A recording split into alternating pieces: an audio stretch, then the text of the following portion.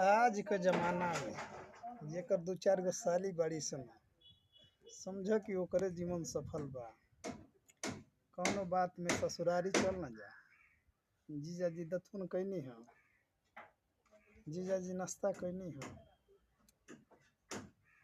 जीजाजी खाना खाई, जीजाजी के कहाँ उठाई, कहाँ बैठाई, कहाँ घुमाई, कहाँ फिराई। ए भैया हमरा ख्याल से वो व्यक्ति का एकदम चनिए चानी बा जेकर दू चार गो साली लोग होखे। जीवन नरक वो व्यक्ति के बा जेकर एको साली न होखे। ओके धरती पर रहल गुनाह बा हमरा ख्याल से। एक मिनट सोचल जाओ कि उ रही के का करी। कौन सुख दुख ना उहे दाल भात के रोज खा। बस एक ही दाल भात अपन रोज खात रह, खात खात मन हो जाके